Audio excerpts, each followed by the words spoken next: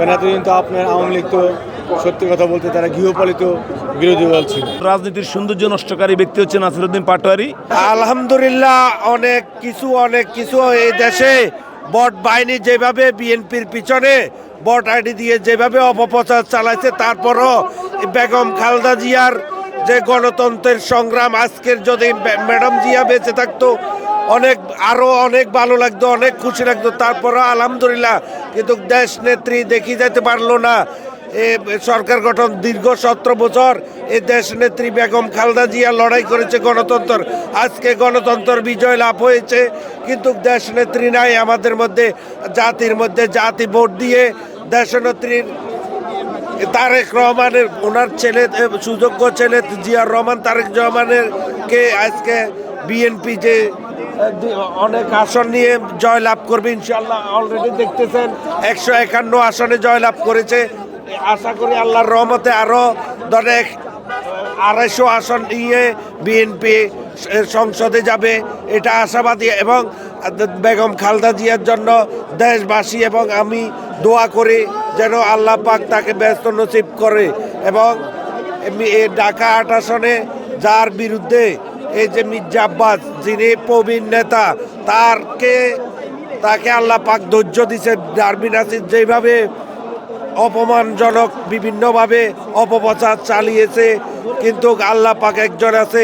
আজকে দেখছেন আপনারা যে আজকে আমাদের সে মির্জা আব্বাস ইনশাল্লাহ জয়লাভ করেছে, কিন্তু এসব ডার্মি স্রোতের লগে বেসে গেছে, কারণ জনগণ সঠিক জায়গায় ভোট দিয়েছে।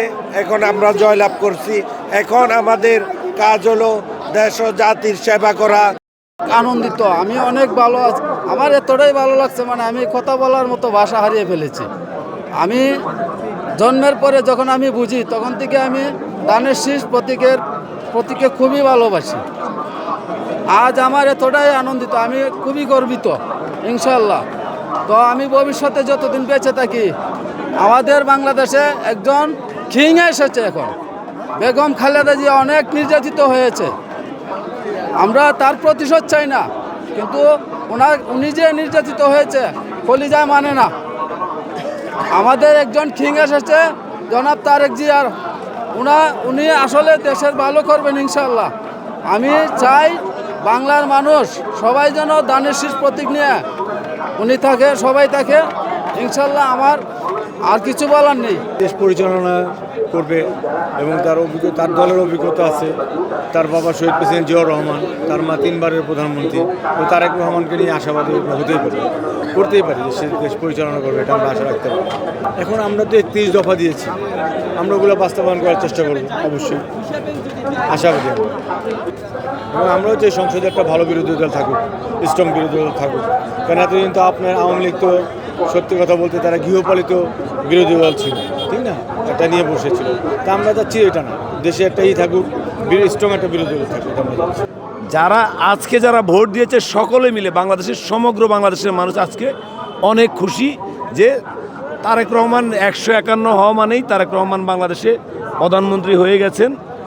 এখনও রাষ্ট্রীয়ভাবে ঘোষণা আসে নাই, তবে রাষ্ট্রীয়ভাবে ঘোষণা চলে আসবে। আগামীতে আমি তারেক রহমানকে প্রধানমন্ত্রী হিসেবে দেখতে চাই, কারণ তারেক রহমান বিএনপিতে বেগম খালেদা জিয়ার পরে বিএনপিতে নেতৃত্ব তারেক রহমান দিবে। এবং কি তারেক রহমান বাংলাদেশের মানুষের জন্য উনি দেশে আসার পর থেকে যে কথাগুলো উনি বলেছে, যে উনি প্ল্যান নিয়ে আসছে। অবশ্যই উনি পৃথিবীর উন্নত একটা দেশে ছিল, তো ওই উন্নত দেশে থাকার কারণে উনি অবশ্যই উন্নত ভালো ভালো কিছু চিন্তা ওনার ভিতরে কাজ করে, যে চিন্তাগুলোই হচ্ছে প্ল্যান। এটা বাংলাদেশে বাস্তবায়ন উনি ওনার চিন্তার 20% যদি বাংলাদেশে বাস্তবায়ন করতে পারে, আমি বিশ্বাস করি আমাদের দেশের অর্থনৈতিক অবস্থা বলেন, আমাদের দেশের বেকার সমস্যা বলেন, আমাদের দেশে স্বাস্থ্য খাতের সমস্যা বলেন, দুর্নীতি বলেন, প্রত্যেকটা জিনিসের মধ্যে নতুন এক বাংলাদেশ দেখবে মানুষ, যেটা তারেক রহমানের পক্ষে আমি বিশ্বাস করি। ওনার কর্মীর বাইরে একজন সাধারণ নাগরিক হিসেবে আমি ফিল করি যে উনি ভালো কিছু দিবেন, কারণ ওনার কথায় সত্যের কিছুটা পাওয়া যায়, যে উনি সত্য বলছে, মিথ্যা বলছে না।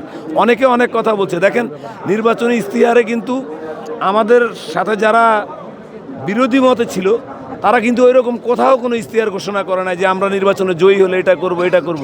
কিন্তু তারেক রহমান বলেছে যে আমি এই বিষয়ের উপরে কাজ করব। আমাদের দেশের ছেলেবেলে অনেক বেকার, তারেক রহমান বলছে এটা নিয়ে কাজ করবে। ইভেন্ট বলছে যে প্রবাসীদের জন্য কাজ করবে, বলছে স্বাস্থ্য খাতে কাজ করবে।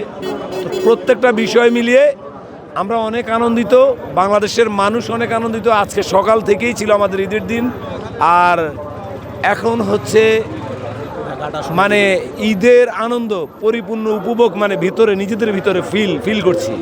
তাদের উদ্দেশ্যে এতটুকু বলবো, রাজনীতি অনেক সুন্দর। সাম্প্রতিক সময়ে কিছু রাজনীতির সৌন্দর্য নষ্ট হয়ে গিয়েছে, যার মধ্যে অন্যতম একজন রাজনীতির সৌন্দর্য নষ্টকারী ব্যক্তি হচ্ছে নাসিরউদ্দিন পাটোয়ারি। তারপর হচ্ছে আপনার জামায়াতের কিছু নেতা বেহেশতে দিয়ে দিবে বলছে, অনেক ধরনের কথা বলছে। এই কথাগুলো বাদ দিয়ে সংসদে যে রাষ্ট্র চালাবে তাকে মেনে সকলে মিলে, ভুলের ঊর্ধ্বে কেউ না, সকলে মিলে কিভাবে দেশের ভালো করা যায়। অর্থনৈতিক অবস্থা আমাদের দেখা যায় অনেক ভালো, কিন্তু আমাদের অর্থনৈতিক অবস্থাটা একটু ধৈর্য পড়ছে মাঝখানে। বিগত এই 2 বছরে অর্থনীতির চাকাটা ব্যাকে রোল করছে। আমাদের এটাকে ফ্রন্টে নিয়ে যাইতে হবে। ওই কাজগুলো করার জন্য বিরোধী মতের সকলে যেন প্রধানমন্ত্রী, আমাদের প্রধানমন্ত্রী যিনি তারেক রহমান, উনি বিরোধী দলেরও প্রধান, কারণ সকলের প্রধান। উনাকে সকলে মিলে সহযোগিতা করে, ভুল থাকলে সেটাকে সকলে অ্যাডভাইস করে নতুন বাংলাদেশের যে আনন্দ হবে, যে উন্নয়ন হবে, প্রত্যেকটা জিনিসের উপভোগ আমরা সকলে মিলে করবো। একেবারে ধনী থেকে একেবারে গরিব মানুষটা পর্যন্ত, মানে সর্বনিম্ন থেকে সর্বোচ্চ মানুষটা পর্যন্ত।